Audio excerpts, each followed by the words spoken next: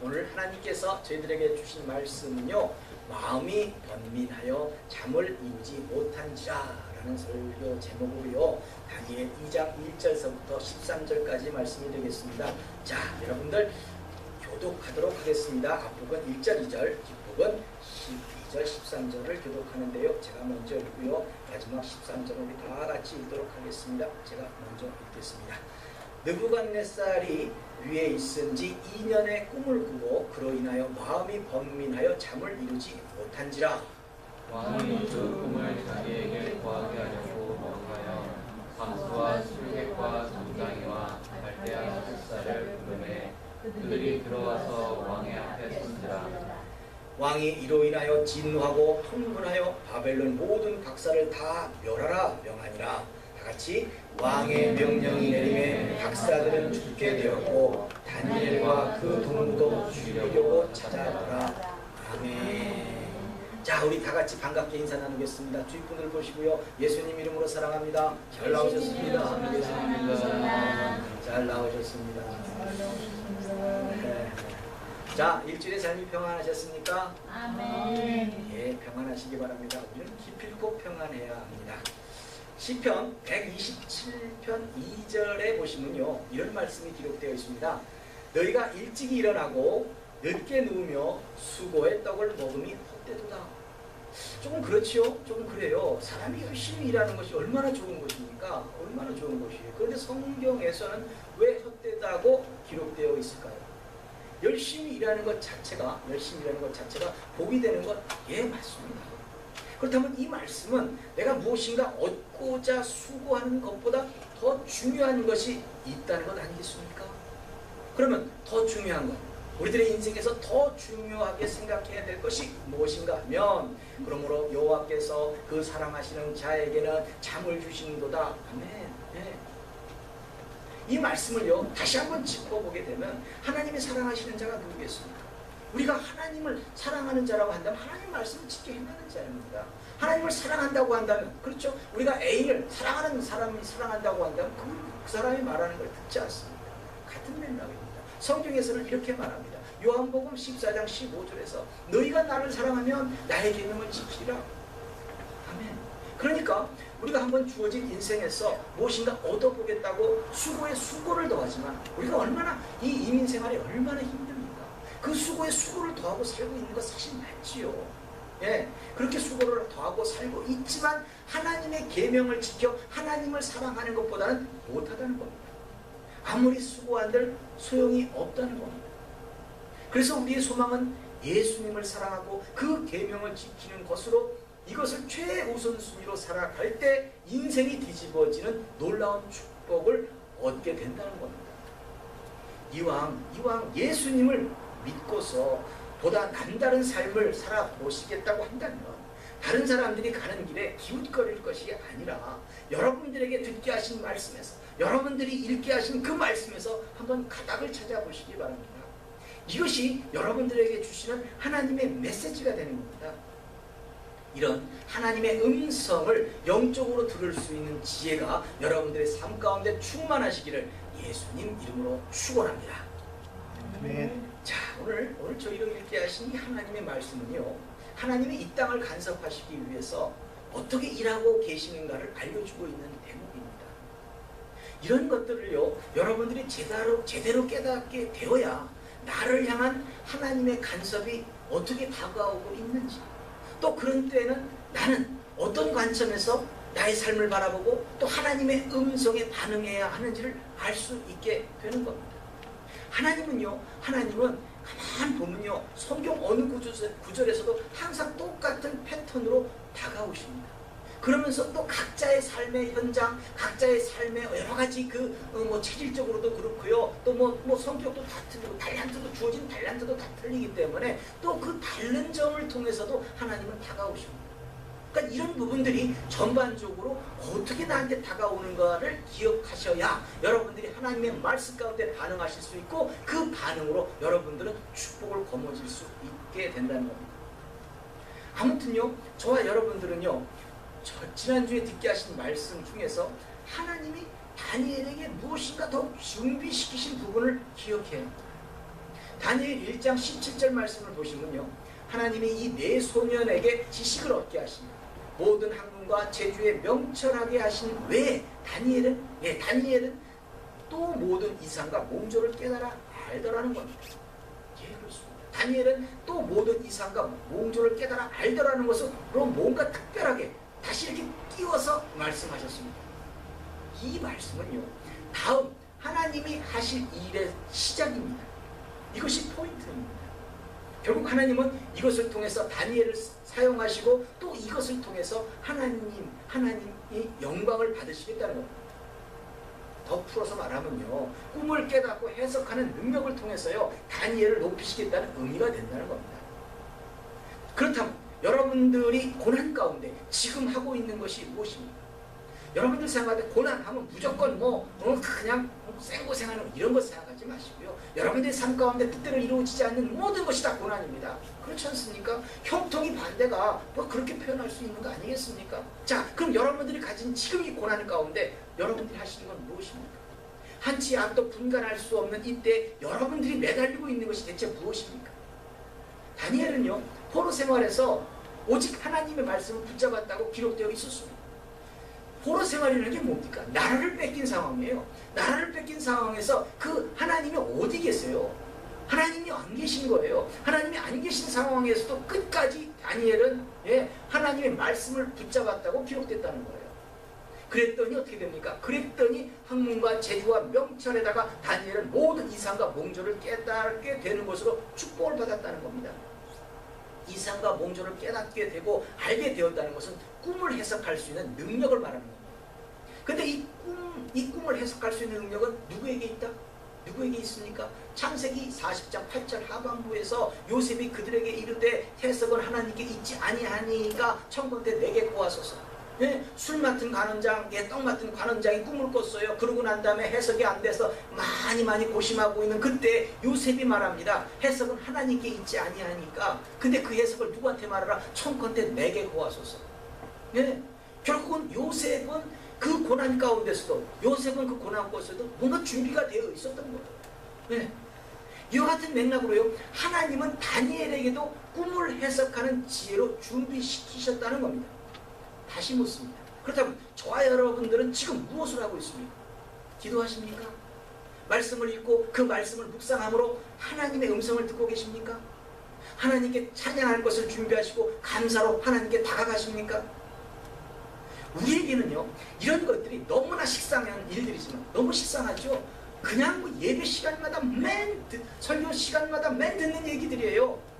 너무 식상해서 약간은 도외시하는 그런 일들일지 모르지만 이것이 되어야 성도는 다음 단계로 나아갈 수 있게 되는 겁니다. 하나님이 일하시는 방법은 우리로 하나님의 음성을 들을 수 있는 것으로 먼저 훈련시키시고, 다른 한편으로 하나님은 우리의 다음 단계를 위해서 준비하시고 있습니다. 우리가 그걸 못 봐요.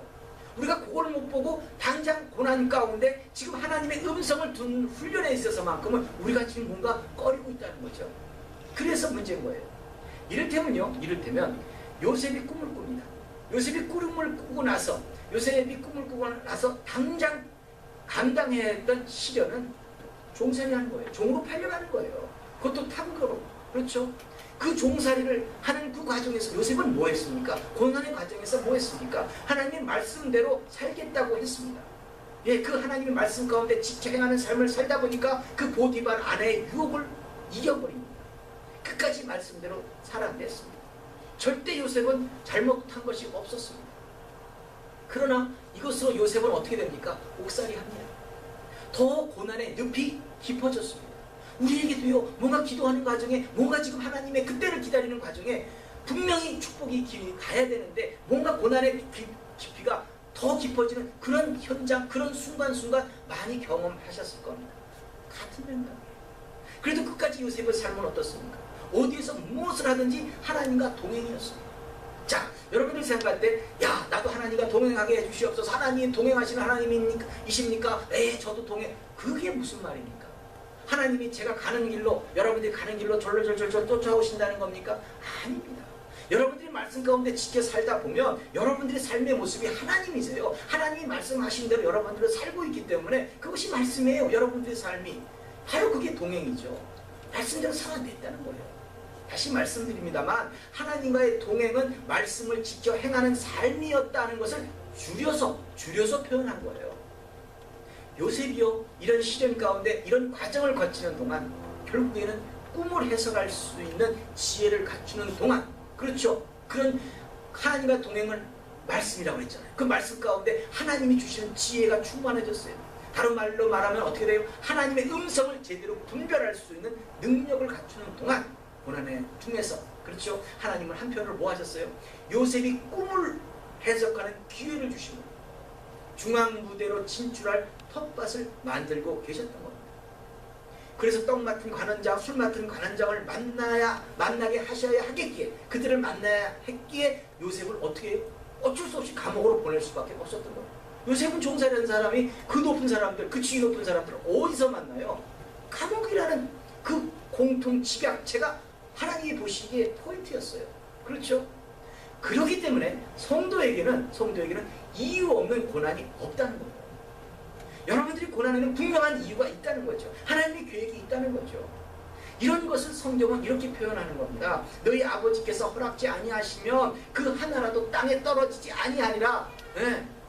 하나님이 허락지 않으시면 무엇이든 되는 게 없는 거예요. 네, 떨어질 것도 없어요. 여러분들이 지금 당면하고 있는 이 고난은 다 하나님의 계획 가운데 하나님이 허락하신 거라는 거죠. 하나님의 택한 백성들은 누구나가 그렇습니다. 예외일 수가 없습니다. 하나님의 뜻이 아니면 결국 뭐예요? 요셉은 감옥에서 관원장들의 꿈을 해석하고 종국에 가서는 애굽의 왕 바로의 꿈을 해석하기 위한 기회는 없었을 거라는 거죠. 고난 가운데 준비하고 있는 상황에서 하나님께서 길을 여시니까 결국은 그 길에 그 하나님이 주신 그 지혜를 사용함으로 올라서는 거예요. 이렇게 하나님은 준비된 하나님의 백성들에게 기회를 주시는 것으로 하나님이 일을 하시고 있다는 거죠. 그러니 지금 고난 가운데 뭘 준비하셔야 돼요? 네, 그렇죠. 여러분들 그런 부분들을 성경을 정확하게 읽어내셔야 되는 거예요. 이후에 요셉은 어떻게 됩니까? 바로 앞에 서게 되죠. 그리고 바로의 꿈을 실현시키는 자로, 꿈에 대한 해석을 다 해주고 난 다음에 그 꿈을 그야말로 실현시키는 자로 서기 위해서 애굽의 총리라는 열매를 거머쥐게 되었던 것 아니겠습니까? 네, 하나님은 이렇게 일하세요. 이제 다니엘도요, 꿈을 해석하는 지혜 있는 자로 성장했습니다. 하나님의 말씀 가운데 지켜 행하는 삶을 살다가 보니까 이제 하나님의 음성을 들을 수 있는 지혜로 성장했다는 겁니다. 이것도 다시 말씀드립니다.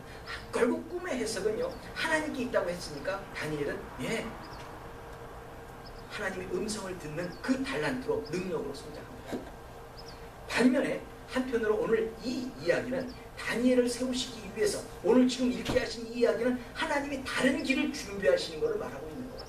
똑같아요. 지금 여러분들에게 고난이 있는 거, 그동안에 우리가 해야 될 것은 하나님이 원하시는 성장을 위해서 말씀 가운데 여러분들을 성장시키셔야 돼요.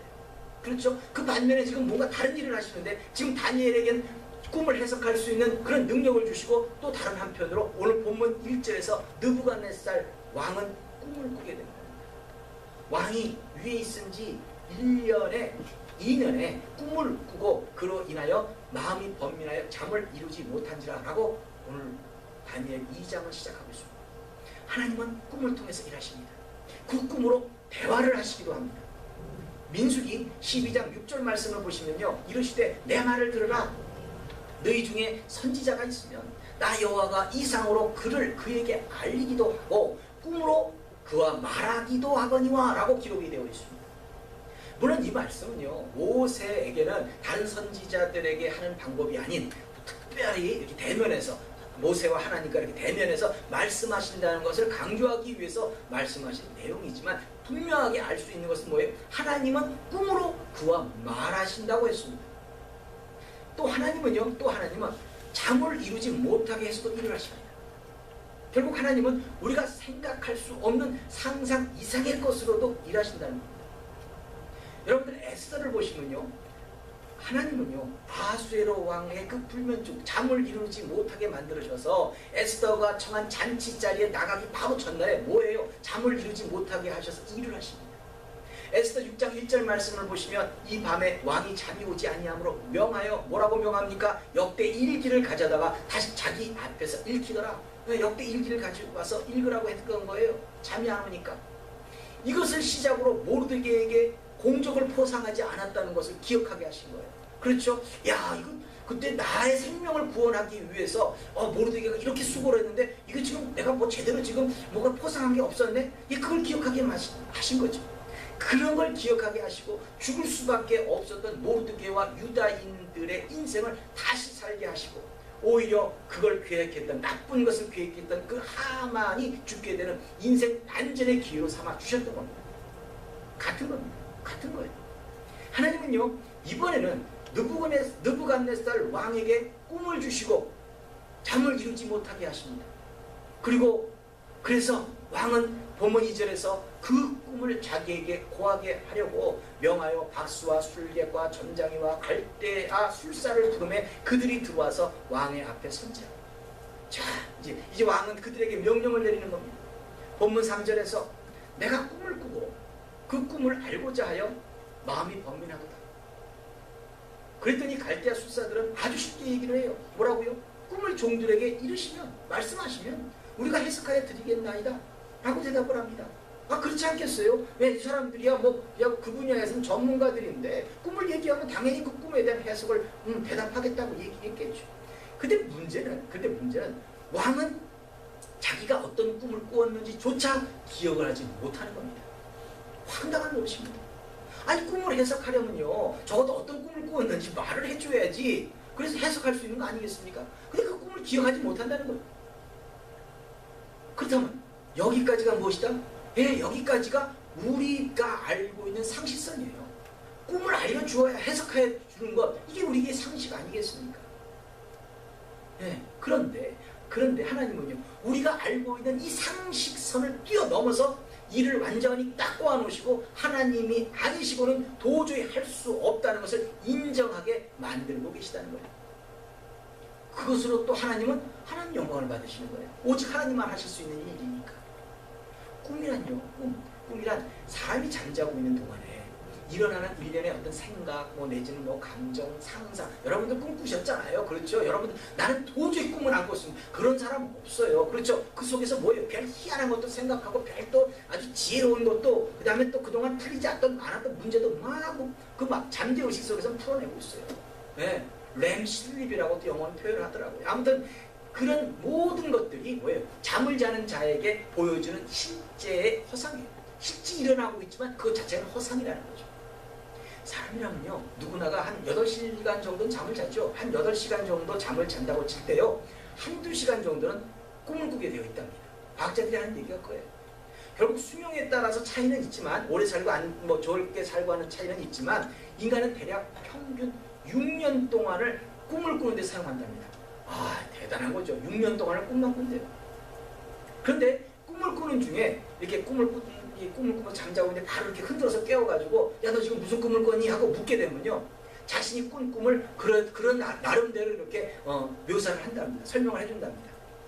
그런데 꿈을 깨우지 않고 그냥 두면, 잠자는 걸 그냥 두면, 잠자는 중에 꿈꾼 것은 5분 후면 절반가량을, 또 한 10분 정도가 지나면 한 90% 이상을 다 잊어버린답니다.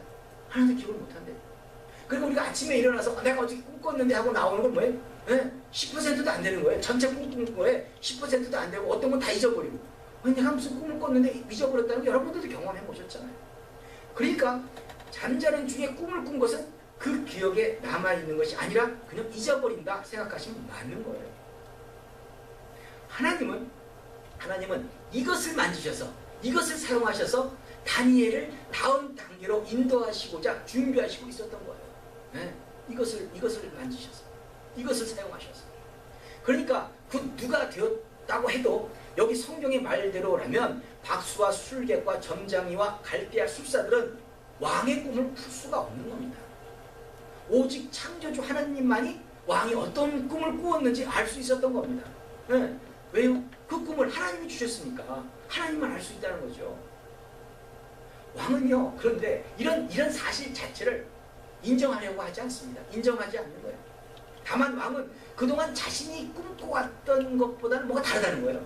내가 지금 어젯밤에 꿈꿨던 것이 그동안, 그리고 그 고민하는 것만큼 답답하죠. 그게 뭐였는데, 이 얼마나 답답해요. 하나님은 철저하게 뭐예요? 왕의 심령을, 왕의 마음을 붙잡고 움직이고 계셨던 겁니다.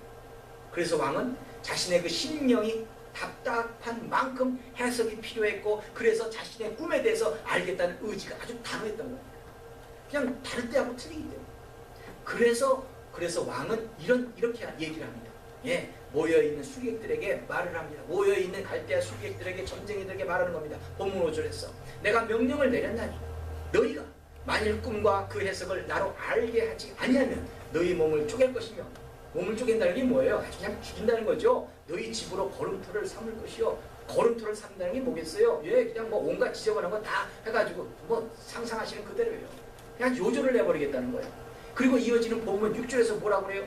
만일 꿈과 해석을 보이면 너희가 선물과 상과 큰 영광을 내게서 얻으리라. 그런즉 꿈과 그 해석을 내게 보이라는 이야기를 합니다. 왕은요, 자신의 명을 받아들이지 못하면 어떤 처벌을 할 것인지, 반면에 왕의 명령을 이행하면 어떤 상급이 내릴 것인지에 대해서 아주 명확하게 규정을 해줍니다. 그만큼 뭐예요? 그만큼 왕은 단호했던 거예요. 너무너무 이 꿈에 대해서 알고 싶었던 거예요. 그러나 이것으로 이제 갈대아 술사들은 뭐예요? 더 긴장하는 거죠. 도저히 감당할 수 없는 건데. 네. 사실 여러분들이 생각할 때 그곳에 지금 모여있는 사람들이 박수, 술객, 뭐 점장이, 갈대아 술사 뭐 이렇게 하니까 조금 좀 미신적이고요. 좀 미신을 섬기는 사람들인 거잖아요. 그렇죠? 또 우상을 섬기하는 것 같고요. 뭐 이런 우상적이고 미신적이고, 그래서 좀 뭔가 우리가 지금 생각할 때 뭐 좀 이렇게 학벌이나 뭐 좀 이렇게 그렇고 좀 이렇게 좀 이렇게 이 소외계층 좀 이렇게 수준이 낮은 그런 사람들로 생각하실지 모르겠지만, 예, 우리들이 그런 부분에서는 아주 민감하잖아요.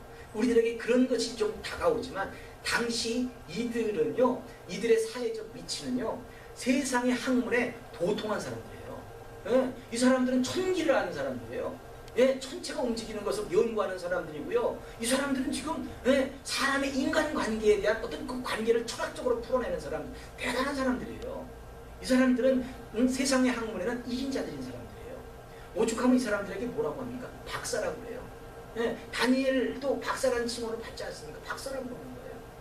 그렇지만 이들이 아무리 세상의 지식이 출중하더라도, 세상의 모든 학문에 도통했다 할지라도 하나님의 지혜를 어떻게 깨달을 수 있냐는 거죠. 하나님의 지혜만큼 어떻게 올라갈 수가 있어요? 하나님의 지혜를 누가 감당합니까?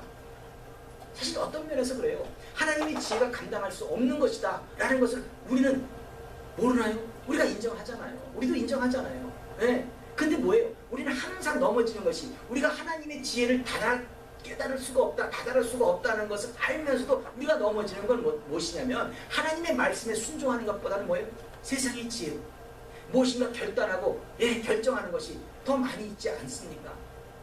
세상의 그 모든 풍조가, 우리들이 그 하나님의 지혜가 더 높다고 찬양을 하면서도 현장에 가서는 세상의 지혜를 따라가는 것, 사실 그런 삶의 모습 많이 있지 않습니까? 세상의 지혜로 결단한 길에는요, 그 끝에는 하나님 없어요. 예수님이 계시지 않다는 거죠. 그저 멸망하는 길로 걸어가고 있는 것인데, 그럼에도 불구하고 뭐예요? 한 번만, 이번 한 번만 하면서 자신을 세상에 맡기는 것이 우리들의 삶의 모습 아니냐는 거죠. 그냥 안타깝고, 그래서 우린 돌이켜야 한다는 겁니다. 그래야 지금의 고난이 바뀌어서 하나님이 우리를 높이시는 그런 영광을 경험할 수 있고 체험할 수 있게 되는 겁니다. 아무튼 이들은요, 왕의 명령을 수행하지 못합니다. 당연히 못하죠. 도저히 감당할 수 있는 명령이 아닌 겁니다. 꿈을 해석하는데 어떤 꿈을 꾸었는지 그것도 밝히고, 또 그 꿈꾼 것을 해석하려고 한다면 지금 뭐예요? 제가 지금 다음에 무슨 얘기할 것 같아요, 여러분들? 그렇죠? 내가 지금 무슨 생각을 하고 있는지, 무슨 말을 하려고 하는지 그거 맞춰보라는 건 똑같은 거예요. 아니, 사람의 속을 어떻게 알아요? 사람의 속을 들어가서도 모르는 건데 어떻게 알 수 있겠어요? 그와 같은 거예요, 이게. 내가 무슨 꿈을 꿨는지 모르는데 내가 무슨 꿈을 꿨는지 찾아내고 그 꿈을 해석하라니 답답한 노릇인 거죠. 그래서 이들은, 이 술객들은 이것을 이렇게 표현합니다. 본문 11절에서 왕이 물으시는 것은 희한한 일이라. 네, 이건 뭐 도저히 감당이 안 되는 거라는 거죠. 희한한 일이라 육체와 함께 거하지 아니하는 신들 외에는 왕 앞에 그것을 보일 자가 없나이다 한지라. 네. 지금 뭐예요? 이 말을 갈대아 술사들의 입장에서는 억울하고 기가 막히다는 거예요. 희한한 일이라는 거죠. 왕에게 직구하고 말하는 거예요. 네. 육체와 함께 거하지 아니하는 신들 외에는 알 수가 없는 것이다. 육체와 함께하는 신 누구예요? 우리는 알고 있습니다. 우리는 알고 있어요. 누구예요? 육체와 함께 거할 수 있는 신은 성령 하나님 아닙니까? 성령 하나님. 그러니까 갈대아 술사들의 입에서 본인들도 의식하지 못하는 가운데 성령 하나님의 역사를 말하고 있는 거예요. 네. 성령이 전 기억나시는 말씀 없어요? 신약에서 뭐라고 합니까? 고린도전서 3장 16절에 보시면 바울이 이렇게 얘기하죠. 너희가 하나님의 성전인 것과 하나님의 성령이 너 안에 거하시는 것을 알지 못하느냐? 자, 우리 마음속에 지금 성령님이 계시다는 거잖아요. 그렇죠? 하나님의 신 계시는 거잖아요. 예, 성령 하나님은 우리 안에 또 육신 안에 거하시는 하나님 맞잖아요. 또한 이 성령 하나님은요, 예, 우리가 말씀대로 살지 않는데 떠나신다 합니다. 우리가 말씀 가운데 지켜 행하는 삶을 살 때는 항상 우리 삶 가운데 간섭하시고 인도하여 주시고 이런 모든 일련의 과정을 지켜주시지만 우리가 말씀 가운데 살지 않아요. 그러면 성령 하나님은 떠나가 버리세요. 이를테면요, 사무엘상 16장 14절에서 여호와의 신이 사울이 뭐예요? 이스라엘의 첫 번째 왕 사울에게서 떠나고 여호와의 부리신 악신이 그를 번뇌케 한지라 이렇게 표현되어 있어요. 여호와의 신, 예, 이것도 성령 하나님이잖아요. 구약에서는 이렇게 표현했고요, 신약에서는 성령 하나님이라고 표현했을 뿐이지 똑같이 예, 성령 하나님 맞지 않습니까? 이렇게 성경에 기록된 것을 볼 때 하나님만이 육신에 거할 수 있고 또 떠나실 수 있는 것 아니겠습니까? 그렇죠? 그런데 예, 아무튼 이 갈대아 술사들은 예, 이런 진상을 고백하면서 도저히 이건 희한한 일이다, 할 수가 없는 일이다 라고 말을 하지만 왕을 이해시키려고 하지만 왕은 단호했습니다. 단호했어요. 그래서 본문 12절에서 보시면 왕이 이로 인하여 진노하고 통분하여 바벨론 모든 박사들을 다 멸하라 명합니다. 다 죽여버리겠다는 거죠. 왜 그러겠어요? 자, 이 박사들을 사용하기 위해서 예, 많은 사람들을 그냥 산의 진미를 매겨가면서 훈련시킨 사람들이에요. 자기 지금 뭔가 지금 이렇게 고민거리를 해결하기 위해서 다 이게 공부도 시키고 했는데 이것들이 지금 써먹으려고 그러는데 말을 안 들어. 모르겠다고 그래. 그럼 무슨 필요가 있어? 다 죽여버려야죠. 왕의 입장에서 그럴 수밖에 없는 거 아니겠어요? 예. 그래서 이런 여파가 목숨을 내놓아야 하는 그런 위기가 예, 본문 13절에서 뭐라고 얘기합니까? 왕의 명령이 내림에 왕을 명령을 내렸어요. 박사들은 죽게 되었고 다니엘과 그 동무도 죽이려고 찾았더라는 것으로 오늘 지금 말씀을 마치고 있어요. 자, 그렇다면 다니엘과 세 친구들에게도 박사니까 똑같이 지금 위기로 다가오고 있습니다. 죽을 수밖에 없는 위기. 그러나 우리는 알고 있습니다. 하나님이 일하시는 방법을 알고 있잖아요. 지금 다가오는 위기는 하나님이 일하시는 것이고 이것을 기회로 인생 역전의 승리가 곧 임하게 될 것을 우리는 안다는 거죠. 그러니까 하나님이 일하시는 방법을 좀 알아야 된다는 거죠. 지금 고난 가운데 있는 요셉이 열심히 하나님 말씀을 지켜 행했는데 왜? 더 좋은 곳으로 보내야 되는데 감옥으로 보내셨잖아요. 예, 그 위기가 처했잖아요. 마찬가지로 다니엘에게도 자, 그런 위기 속에서 지금 하나님은 다시 일하시는 거예요. 하나님이 택한 백성들을 통해서 하나님의 일하시는 방법은 거의 비슷합니다. 거의 비슷합니다. 꿈을 주시고 고난 가운데 하나님의 말씀을 지켜 행하게 하심으로 하나님의 음성을 듣는 훈련을 마치게 하시는 거예요. 하나님의 음성을 듣는 것만큼이나 지혜가 없다니까요. 하나님의 그 음성을 통해서 삶이 펼쳐질 때는 예, 성공할 수밖에 없는 그 길이에요. 예, 능력이 임하는 길이라는 거죠.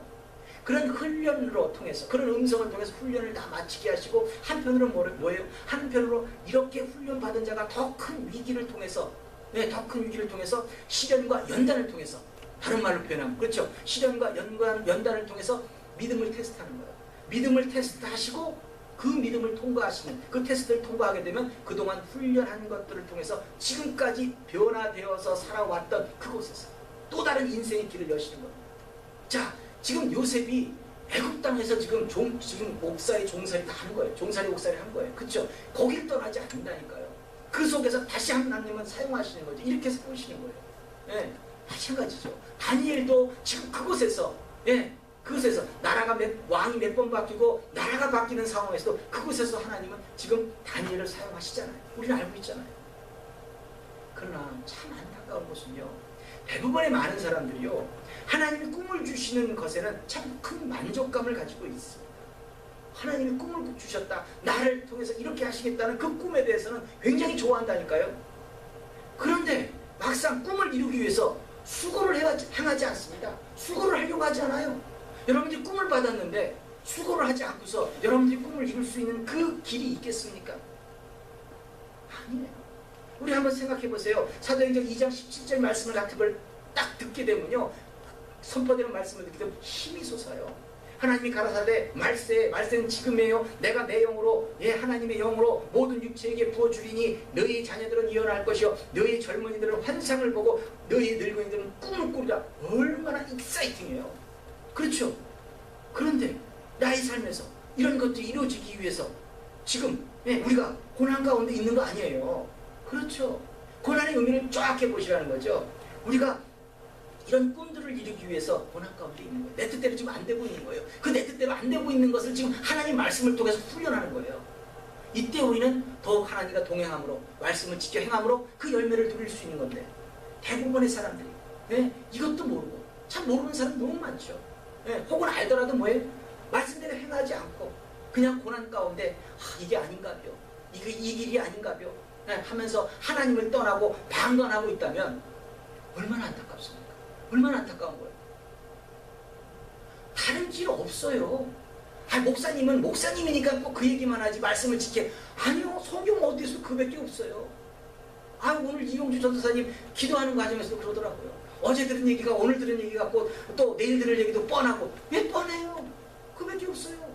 여러분들이 하느냐 안 하느냐, 이걸로 승패는 결정이 나는 거지 어떤 다른 하나님의 말씀은 없는 거예요. 그 이후에서 떠날 뭐 다른 게 없는 거죠. 조금만 더 여러분들 가면 되는 거예요. 내 인생에서 예수님과 만난 그 첫사랑이 회복되려면 여러분들 어떻게 돼요? 그 예수님을 처음 만났을 때 내가 무엇을 하고 있는지 내가 무엇을 하고 있었는지 한번 생각해 보세요. 그 예수님을 너무너무, 예수님의 그 사랑이 감격해서, 그 예수님이 너무너무 좋아서 여러분들이 막 그냥 그 사랑의 그 감격을 가지고 있을 때 여러분이 대체 뭐 하고 있었어요? 기도의 자리에 있었고요, 찬양의 자리에 있었고요, 섬김의 자리에 있지 않았습니까? 그렇잖아요. 그 누구보다도 더 예수님이 좋아서 자신의 시간을 드리고 자신의 정성을 드리지 않았습니까? 그때는요, 누가 교회 나가지 말라고, 교회 가지 말라고 하면 싸워서라도 교회 오지 않았습니까? 그래서 삶에서 감격이 있었고요, 새로운 소망을 가질 수 있었다면, 그래서 마음이 공허한 지금보다 그때가 더 좋았다는 생각이 드신다면, 그래서 첫사랑이 회복하고 싶으시다면, 예, 옛날에 만났던 그 예수님의 그 만난 그 감격을 한번 다시 느껴보시고 싶으시다면, 그때보다 지금이, 예, 더 많이 기도하고 더 많이 말씀을 사모하시고 더 많이 하나님을 찬양하는 자리를 찾고 더 많은 이웃을 섬길 때 예수님을 향한 첫사랑이 회복되는 거 아닙니까? 나는 팔짱 끼고 있는데 돼요? 안 되는 거죠. 같은 이치예요. 하나님이요, 우리에게 꿈을 주셨다면 그래서 그 꿈을 꼭 내 삶에서 이루고 싶다, 내가 진짜 이렇게 한번 살아보고 싶다는 마음을 가지고 있다고 한다면 더 많이 기도하시고 더 많이 말씀을 사모하시고 더 많이 하나님을 찬양하는 자리를 찾아야 하는 것이 상식선 아닙니까? 팔짱 끼고 안 하고서 어떻게 이루어져요? 무엇이 이루어져요? 여러분들, 자 생각해 보세요. 여러분들이 지금 로또를 생각하면 꿈을 꿔요. 무슨 꿈 꿔요? 이야, 내가 말이야, 제일 먼저 그런 성도들은 그래도 아주 기특하게 꿈꾸는 게 뭐냐면, 내가 성전을 짓는데 말이야, 내가 한번 기여를 하고 말이야, 내가 로또만 맞으면 말이야, 내가 우리 목사님도 한번 내가 그동안 밥도 안 샀는데 한번 사주고 말이야, 뭐 이런 거 꿈꿀 거예요. 꿈꾸는 거 맞아요. 네. 근데 로또는 사질 않아. 로또를 사지 않는데 그것이 맞으면 뭐 할 거예요? 같은 거예요. 여러분들이 꿈을 꿨다면 움직여야죠. 더 많이 기도하는 자리에, 더 많이 말씀을 묵상하는 자리에, 더 하나님을 감사로 찬양하는 자리에 가야 꿈을 이룰 수 있듯이, 네. 그렇다고 제가 뭐 여러분들에게 로또 사라는 거 아니에요. 그런 거 아니에요, 이거죠. 실질적으로 그런 거예요. 뭘 움직여야지 얻을 수가 있는 거지, 안 움직이고 웃겠다고 한다면 누가 주냐고요? 하나님은요, 지금도 하나님이 택하신 저와 여러분들을 통해서 일하시는 거예요. 우리를 하나님이 세우시기 위해서 지금도 여러분들의 각자의 삶 속에서 막 기회를 만들어 주시고 있는 거예요. 욥기 33장 15절부터 17절의 말씀을 보시면 이런 이야기가 있어요. 사람이 침상에서 졸며 깊이 잠들 때나 꿈에나 밤의 이상 중에 사람의 귀를 여시고 인치듯 교훈하시나니, 이게 무슨 말이냐면, 자 뭐예요? 도저히 말씀을 들을 수 없는 상황, 뭐 잠자고 꿈꾸고 있고 뭐 그냥 도저히 그런 상황에서도 하나님은 뭐예요? 사람의 귀를 여시고 인치듯 교훈하신대요. 왜 인치듯 교훈하세요? 그 사람으로 그 꾀를 버리게 하고, 그 꾀를 버리게 하려 하시며 사람에게 교만을 막으려 하십니다. 즉 말해서 자신의 생각, 자신의 방법, 거긴 답이 없으니까 그거 버리게 하시고, 그 다음에 교만하면 패망하잖아요. 교만, 내가 말이야, 하나님이 다 모든 걸 마련하신 건데 하나님 그거 제일 싫어하시잖아요. 그러니까 그런 부분들을 막으시려고 아주 열악한 환경 가운데도 귀를 여시고 인치듯이 교훈하신다는 거예요. 이게 저희들을 향하신 하나님의 계획이에요. 지금 여러분들을 위해서 그러고 계시다는 거죠. 이렇게 하나님은 지금 이 순간에도 일하시고 있는데 아직도 우리는 왜 내 방법을 내려놓지 못하고 있냐는 겁니다. 하나님의 음성을 들어야 합니다. 소망은 여기에 있는 겁니다. 또 이 말씀을 드리다 보니까 생각하시기를, 맞아, 목사님은 열심히 떠드시고 설교하실 때 나는 잠시 잠을 자더라도 하나님이 귀를 여시고 뭔가 듣게 하신다. 그거 아니라 여러분들이 열악한 환경 가운데도 하나님의 말씀을 귀 기울이고 하나님은 그렇게 일하신다는 걸 포인트로 들으셔야 돼요.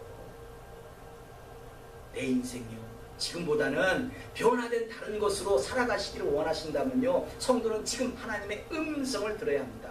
졸거나 다른 생각하지 마시고요, 생명을 걸고 말씀을 붙잡아 보시기 바랍니다.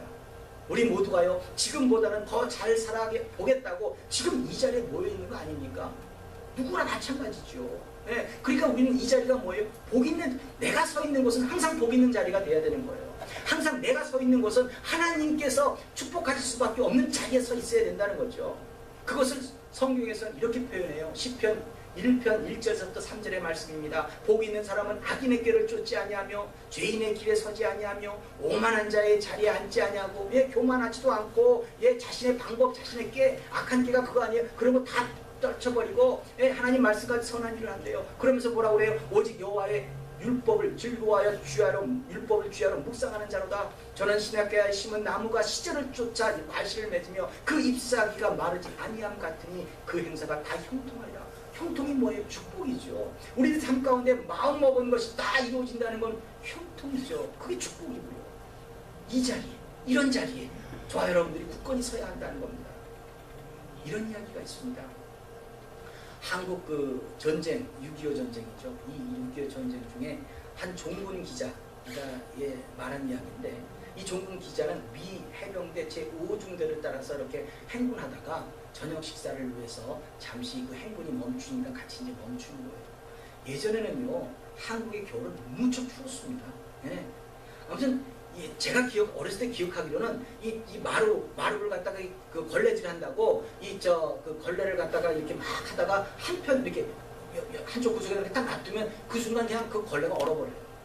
그 정도로 한국의 그 겨울은 무지하게 추웠어요. 아무튼 6.25 때는 더 추웠겠죠. 이렇게 뼛속까지 스며드는 이 강추위와 피곤, 그리고 언제 엄습해 올지 모르는 이 죽음의 공포 앞에서 완전히 앞을 한치도 알 수 없는 거죠. 언제 죽을지 모르는 거죠. 이런 상황에서 병사들은 지칠 대로 지쳐 있었습니다. 최악의 상황인 거예요. 입대 한편에서 체격이 매우 큰 한 병사가 소나무에 길에서 깡통 속에 있는 실레이션 정도 되겠죠. 이 차가운 음식을 먹고 있었는데, 이 종군 기자는 그에게 다가가서 이렇게 물었다고 합니다. 지금 당신의 소원은 무엇입니까? 이때 이 병사는 잠시 생각하더니 이렇게 얘기를 하더랍니다. Just give me tomorrow. 나에게 내일을 주세요. 라고 대답을 하더라는 겁니다. 지금 우리들 앞에 펼쳐있는 이 고난의 삶 속에서 하나님의 말씀을 지켜 행하게 되면 하나님은 분명히 우리들에게 내일을 주신다는 겁니다.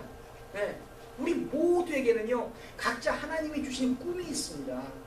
주어진 인생에서 받은 꿈을 이루어 보시겠다면요, 하나님이 주신 꿈이기 때문에 하나님과 동행하는 것부터 시작해야 한다는 겁니다. 더 많이 기도하시고요, 더 많이 말씀을 사모하시고요, 더 많이 하나님을 찬양하는 자리에서 올인해 보시기 바랍니다. 기필코 여러분들을 위해서 다음을 준비하신 하나님을 만나시게 될 겁니다. 이런 삶에 충만하시기를, 또 그래서 간구하는 소원에 응답받게 되시기를 예수님 이름으로 축원합니다. 기도하겠습니다. 할렐루야. 하나님 아버지 감사합니다. 믿음의 일꾼들에게 새로운 도전을 주신 진심으로 감사를 드립니다. 하나님, 저희들에게 더 많이 기도하게 하시고, 저희들에게 더 많이 말씀을 사모하게 하시고, 더 많이 하나님을 찬양하는 자리에 있게 하여 주시옵소서. 하나님은 저희들을 부르시고 꿈을 주셨는데 저희들은 당면한 고난 앞에서 막혀 있습니다. 이 방법이 아닌가 보다, 저 방법인가 보다 하며 세상의 풍조를 기울이고 하나님의 말씀 가운데 승리할 생각은 하지 않습니다. 하나님, 저희들에게 다시 한번 말씀하여 주시옵소서. 하나님 말씀을 지켜 행함으로 하나님이 동행하시는 삶이 되게 하시고 형통하는 놀라운 축복을 누리게 하여 주시옵소서. 감사하며 이 모든 말씀 예수님 이름으로 기도드립니다. 아멘.